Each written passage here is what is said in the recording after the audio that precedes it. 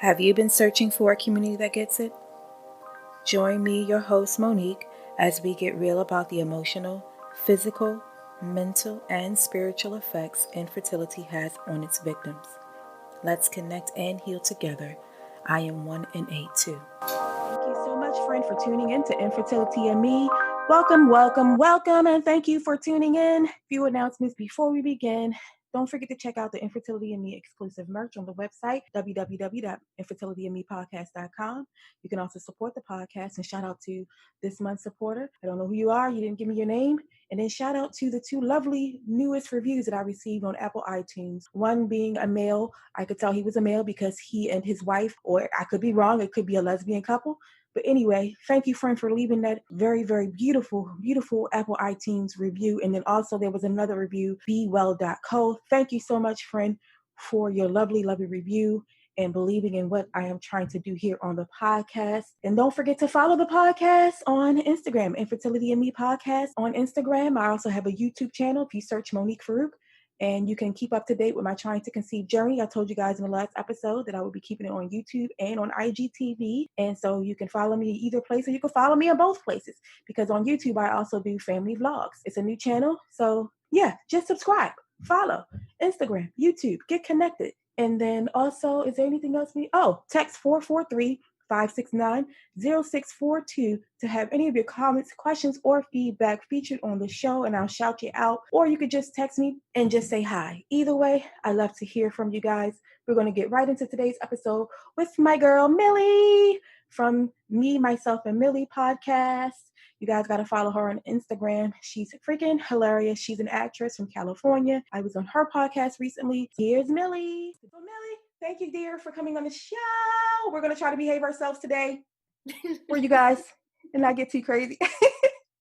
Millie, tell us how you and hubby met, man. How did you guys meet? Wow. Well, thanks, Monique, for having me on the show. I think, my husband and I met. It's kind of a crazy story because we were both actors. We both come from a theater background, and we were both living in San Francisco at the time. And we had moved to San Francisco for different relationships, actually. And his marriage did not last, and we met through the theater community. And when we met, I was actually seeing somebody at the time. Wow. Which is a really uncomfortable and shameful thing to say. Like, falling in love with somebody when you're already with a different person. But that relationship was not going anywhere. It was just like a slow burn. And honestly, I met Rowan, and I was so taken by the way that he was treating me. And I was like, wow, this is how, like, I've always wanted to be treated by a man. And I'm not getting treated like that in my current relationship, And so it was a big red flag for me. It was a wake up call, actually. And so the relationship that I was currently in, I definitely pinched that off and started dating Rowan like a couple months afterwards, which is kind of, it can kind of sound like a rebound situation, but it wasn't, because I think that, like, my past relationship was dead long before it actually completed itself. So I gotcha. Yeah. It felt right. And now we've been married for 4 years. We've been together for about, I think, 7, and worst decision I ever made.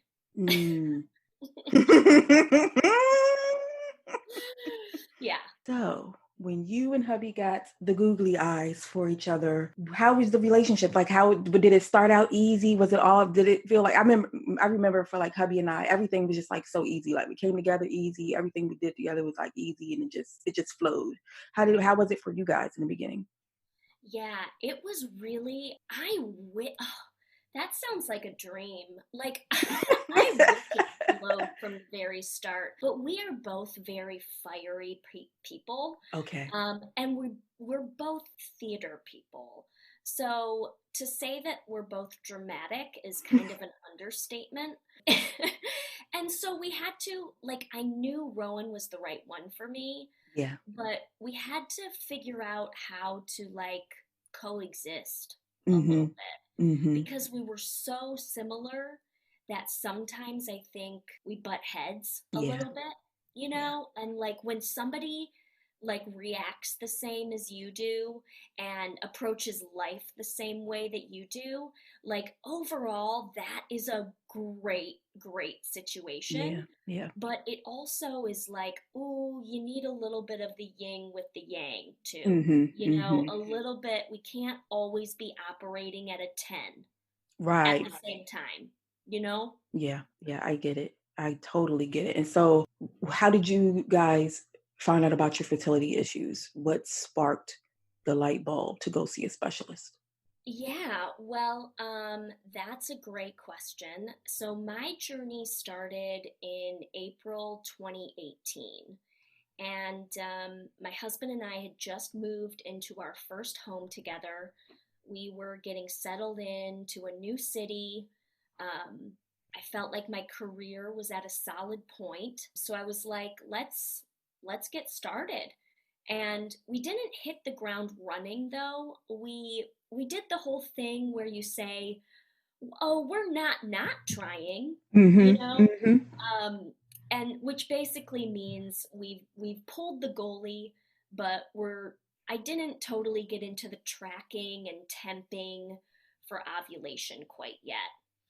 Um, and 5 months into the not trying Mm-hmm. game, Mm-hmm. um, my mom unfortunately passed away, and Mm-hmm. so we pressed pause on things. The thought of just trying to become a mom without my mom around was way too heavy for me, and it still is super heavy. You know, like grief is not Yeah. linear, it ebbs and flows. And, anyways, it was too hard for me. So we pressed pause and we started back up in December 2018. I honestly thought it was going to be easy for me because no one in my family had difficulty conceiving on both our sides, in my husband's family and in my family. Okay. Um, Okay. my mom had me at 36, and that was in the 80s. So, that Mm-hmm. was like so crazy back then. And so I really thought it would be so fast and quick. Then 3 months go by, nothing happens. So, we try new methods Mm-hmm. after 1 month doesn't work. Then 6 months go by and we ramp things up even more. Like, okay, let's try even more methods. Let's try more Brazilian nuts. Yeah. Let's try more tea. Yeah. Like, give me all of the fertility, lozenges there are Mm-hmm. in the world. And then at 10 months, I said, something's wrong.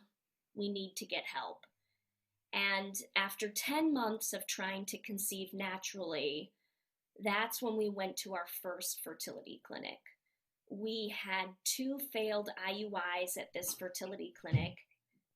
And during the process of those failed cycles, I got a second, third, and fourth opinion from other Mm. doctors. I didn't start working with other doctors. I just like got consults with them. I see. Okay. Um, and so we switched gears and we changed clinics after those IUIs and we went straight to IVF. And that was, we started our first cycle of IVF in May 2020. Okay. Okay. And how did you feel during your first cycle going into it? Because you said that you and husband are fire and fire together. So how did you guys handle that? I think my husband and I have honestly gotten closer overall through this experience. Mm-hmm. He has shown up in ways that I have never seen before, which has just been such a beautiful surprise. Mm-hmm. Giving you his more sensitive side, less funny side, right? Comedic side. Yep, and he's the best teammate in this journey. He's very attentive and he's been enjoying pampering me, which I totally appreciate. And on the same, the flip side of the same coin, Mm-hmm. I would be completely lying to you if I said this journey didn't bring up resentment, because we our final diagnosis Mm-hmm. after we had those 4 consults with doctors was male factor infertility. Okay. Yeah. And your husband or your partner, it male factor infertility is so tricky Yeah. Yeah. because your partner is the one with the diagnosis, but you're the one that has to do the heavy and Mm-hmm. painful treatment. Mm-hmm. The physical, yeah. The Yeah, physical and the emotional. Yeah. exactly. Yeah. Yeah. Exactly. Yeah. But for the most part, we are very close. And for those moments of resentment, I will say we go to couples therapy, and I will just make a plug for, you know, couples therapy has really helped us understand what each other needs, Mm. at any given moment. That's awesome. You guys did that. And, it's very difficult for men to be able to surrender themselves emotionally to a therapist. A lot of men, just 100%. cannot do that. And I'm finding that with infertility, a lot of men, because of the journey, are surrendering. A Yep. lot of men are surrendering during their fertility issues, whether it's them or the spouse. It's bringing people, like, it's a quote that I made a long time ago, like when I first started the podcast, infertility will bring the strongest man or the toughest woman to their knees. And it is absolutely still Oh, valid and true. that's And amazing. I think that it's a beautiful thing when surrendering to the process is very difficult, but it's so necessary. If you're going to continue to go to cycle after cycle after cycle, you're going to have to surrender a little bit, just a little bit, you know what I mean, in the way of just dealing with whatever comes and going beyond dealing, and like you guys did, get that help that you need if you don't feel strong enough and you need the extra support of a therapist and the guidance of a therapist. Because therapy for me just seems like, I've never had therapy before, but it seems to me like there are therapists and coaches, especially fertility coaches and especially therapists who specialize in infertility. It seems to me that they help guide you back to what you already knew. Oh yeah. Has that been your experience with it? Oh, 100%. 100%. And I think they also remind you of things that you forgot Mm-hmm. too. Mm-hmm. Mm-hmm. And gosh, I think they just kind of reaffirm stuff that you've thought about along the way, but Yeah. you've just needed some extra support or confirmation. It's almost like they zoom in on it for you and help you zoom in on it. 100%. Yep. Yeah. Yeah. That's awesome that you guys did that. I applaud you. It's Thank not you. easy. It's not easy recognizing that you need Yeah, extra support. exactly. And you have to have both people have to be willing. Mm-hmm. Mm-hmm. Mm-hmm. I told Um, my husband a long time ago, I was like, look, if you don't want to go to therapy, then I'm not going to go, because then you're just going just to please me. And that's not going to be enough. exactly. You know, Exactly. you gotta want to do it. You gotta want to do it for yourself too. Definitely. So with your last cycle, we were talking about you guys getting ready to go into it. So how was your experience with the egg retrieval? And then talk about post egg retrieval and your 2-week wait and some of the things that you tried to do to keep yourself distracted and upbeat type of thing going on. So my egg retrieval was very successful, and like I'm even I even hesitate to share that because I know there are so many people out there who don't have successful egg retrievals, Yeah, but yeah. I think it's important to say when it goes well. And it went well for me. We retrieved 34 eggs, 32 of them. Okay, can we just stop right there? Can we just stop right there, people? Did you hear that? Did you hear 34? It is like unheard of, Millie. I know, I I know. remember when you posted it, I was like, what? How are you not like looking like you're 3 or 4 months pregnant, because you sometimes you can get bloated. If you don't know, guys, you can get bloated when you have so many follicles, and it's not necessarily a bad thing. It just means that you freaking got a whole hell of a lot of eggs sitting in there waiting to be retrieved. Okay, like that is crazy. I just want to take a moment to breathe that in. 34, and I'm not trying to make anybody feel bad about their numbers. That I'm just giving light to the fact that that's like freaking amazing. It is incredible that you had so many. Oh my gosh. We felt really great about those. And so like 32 of those were mature. 32. And then we did ICSI, or no, we did PICSI. Okay. Which is this new thing where not only do they do the standard ICSI procedure where they take the sperm and inject it into the egg, the PICSI is where they are selective about the sperm. Right, And they, right. I think that that's my understanding of it. Yeah, I think, yeah, you're right. You're right. Because the ICSI, that's what she meant by ICSI, you guys, is the I. You probably see it on your paperwork as ICSI as an option for your retrieval and all that good stuff. And then the other one she's talking about is where they selecting and putting into the embryo the most viable sperm and all stuff. Just want to point that out in case somebody wasn't sure.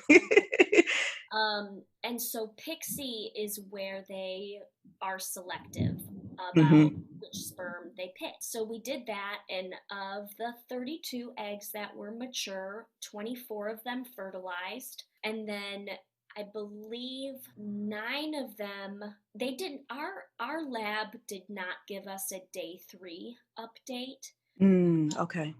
They went straight to day 5 and day 6 reports. Gotcha. So 9 of them made it to day 5, day 6.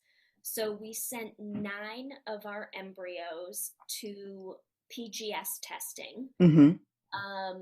And of the 9 that were tested, 7 of them came back as normal embryos. Awesome. Yep. And I will say, like, I had mild OHSS, which is ovarian hyperstimulation syndrome. But I was just, I followed my doctor's directions to a T. And I was like, I'm not going to mess around. I've heard horror stories about this. I'm just going to take the drugs when they say to take the drugs. Yeah. Yeah. That's important. And as a result, my recovery was so easy. Okay. So easy. And, but I will tell you, I think the most uncomfortable point of the egg retrieval was the day before the egg retrieval, which was when, like, you mentioned feeling like you're 4 months pregnant. I felt like I was carrying around 34 water balloons. And like I was bloated, Yeah. Because in each one of those follicles is a bunch of fluid. Right, exactly. Yeah. They're exactly. Gonna pull the egg from. So oh my God, sitting down, Monique, hurt. I know it had to been hurt. Yeah. Oh my God, I was like carrying a pillow everywhere with me. And so after the retrieval, it did like subside a little bit, but the constipation after the retrieval. Yeah. I can imagine. Like, I was on a cocktail of laxatives. A cocktail. Yeah. Like, I was using stool softeners and laxatives and, prune juice and prunes. It was just like... Just building and waiting for the explosion to take place. Yes.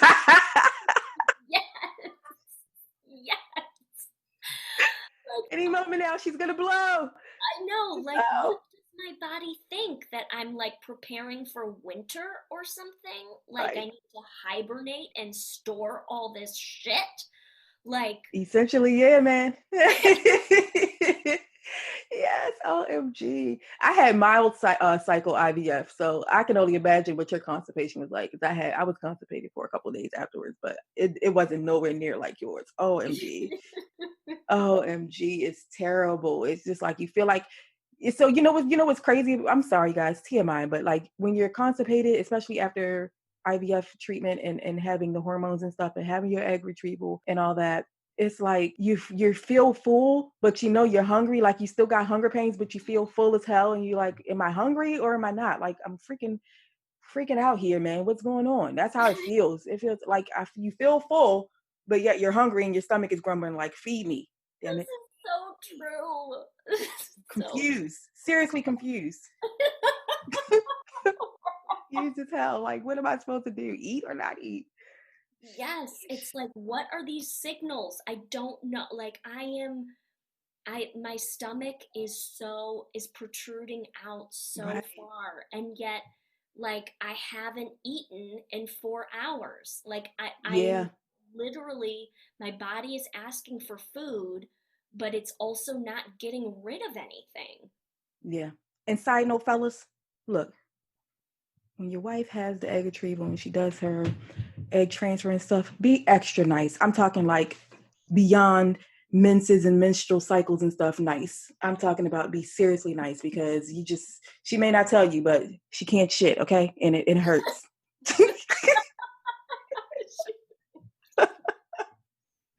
And it made me OMG. cranky. It made me so cranky. Like, Yes. don't poop, you get cranky. OMG. And it's like pressure on your anus area. Like it is like the worst feeling. Feel like you got hemorrhoids growing or something. Like it's crazy. Yes. Crazy. Okay, so back to the story. So how did you feel after you had your egg transfer? Were you okay? How long did it take you to bounce back? So we waited a whole other cycle to do our transfer Okay. because we went for the PGS testing. And let Mm-hmm. me preface with, I'm under the age of 35, and sometimes it's not always recommended to do PGS testing if you're under 35. Mm-hmm. But we decided to do it because the miscarriage rates um, were lower with Mm. PGS tested embryos. Right. So that was our deciding factor. And so we weren't, when you do the PGS tested embryos or PGS testing of the embryos, you have to wait at least 2 weeks to even get the results back. Right. So Okay.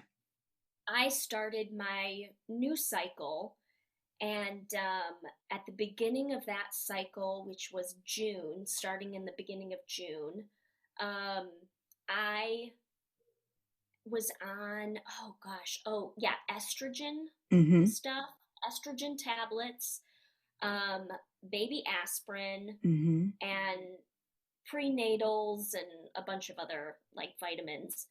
Um, and then leading up to the transfer, I started progesterone in oil shots, which, oh boy, Yeah. that Yeah.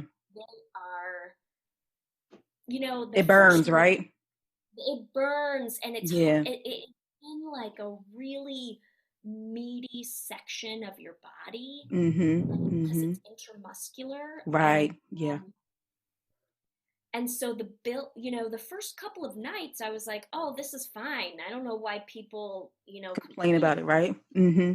And then after a couple weeks of the progesterone in oil shots, oh my God, I started to feel it so bad in my Yeah. hips, because it's Yeah. like this stuff gets like knots start to form, and you just get really tight back there. Yeah. Yeah. Um, It's, you're doing it every day. You're gonna run out of some ass cheeks in a minute, gonna run out of some intramuscular space in a minute. Like it's really easy, it gets a little sore back there. It gets a little sore. I had the suppositories for progesterone, and I'm hoping that when we begin next year, early 2021, that I don't have to do PIO because Goodness gracious. I was like at a point after the transfer, because they continue to ask you to do them after the Exactly. transfer. Exactly. Yeah. So you have to, it's like, it's intense. And, but they tell you that the success rates with the progesterone and oil shots Mm-hmm. are higher Right. because it's absorbed more. So I was like, oh, I already hate this kid and it's not even here yet. It's a pain in my ass already. Literally. Literally. Oh my gosh. Yes. And so I asked my doctor, I was like, please, I mean, the idea of continuing these shots is just like really hard to digest right now. Do you have any other suggestions? Can I put them in a different location? Can I put them in my thigh? Mm-hmm. Give my husband a better tutorial on it. And she actually switched me to the suppositories. Oh Um, yes. Oh my so gosh. so now I'm on a combination of the suppositories Uh-huh. and the PIO shots. Okay. So you're doing like every other day type of deal?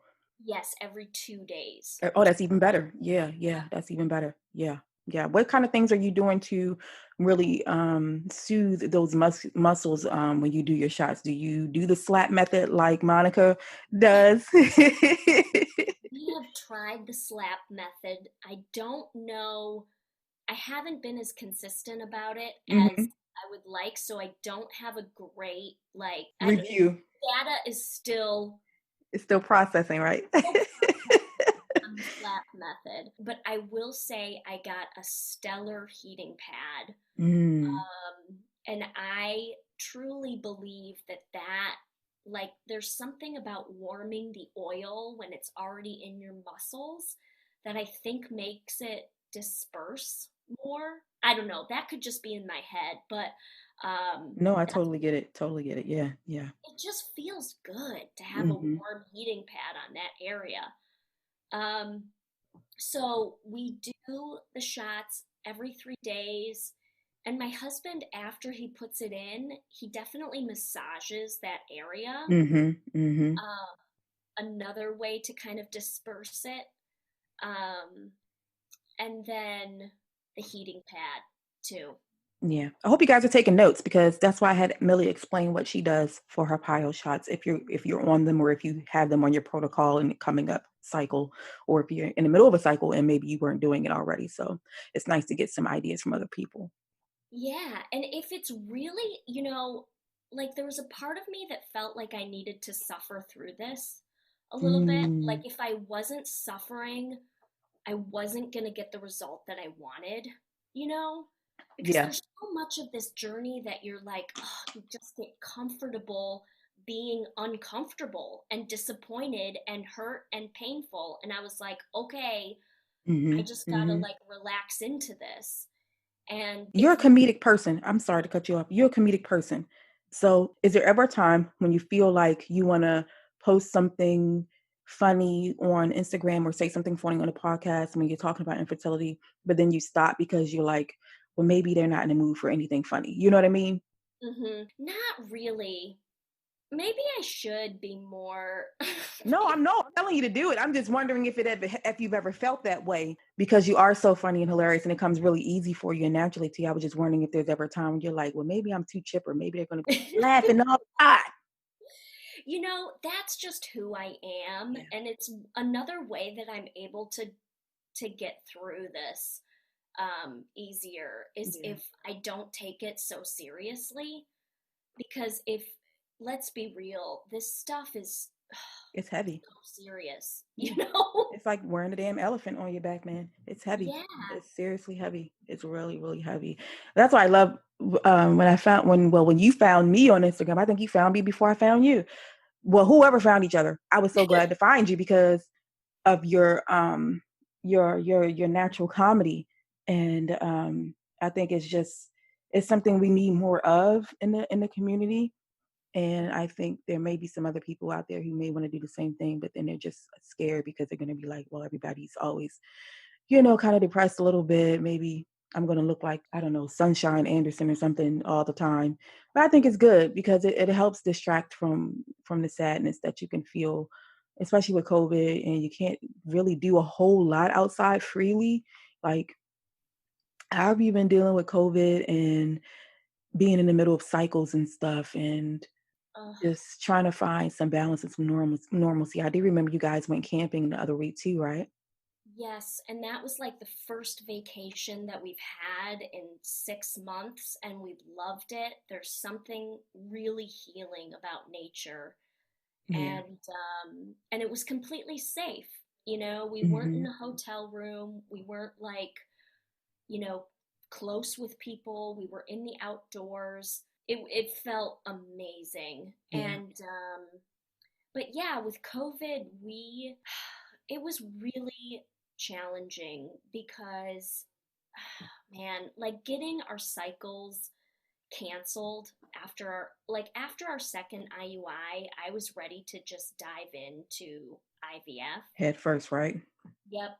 And the clinic that we were at doing our IUIs put everything on pause. Mm, And I just felt like, what? You're not like, you think, I understand that elective procedures are being held, like paused right now, but I did not elect to have infertility. You know, right. nobody else Yeah. is being told to stop trying to get pregnant right now.